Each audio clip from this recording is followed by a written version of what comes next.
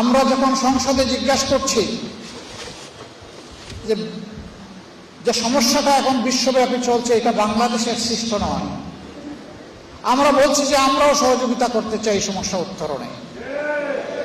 সরকার বলে কোনো সমস্যাই নেই।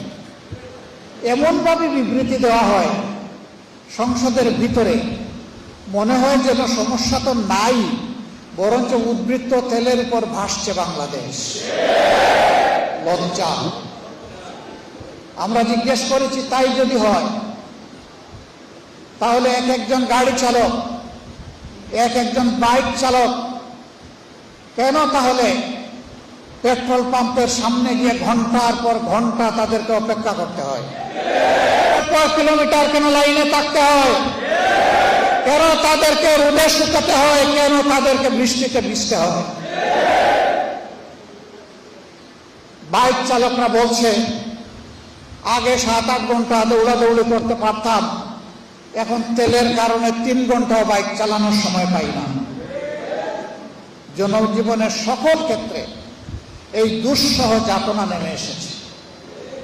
আর সরকার জাতিকে বলছে তেলের কোনো অভাব নেই।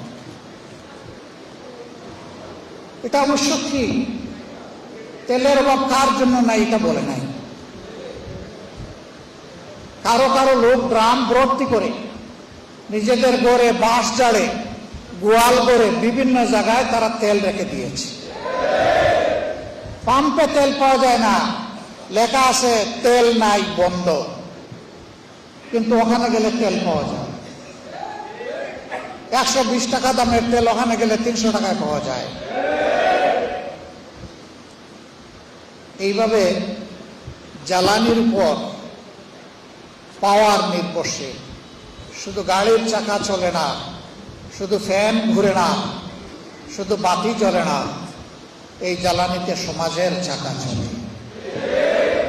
মিল, ফ্যাক্টরি, ইন্ডাস্ট্রির চাকা চলে, পাবলিক ট্রান্সপোর্ট চলে। এটা লজ্জার ব্যাপার।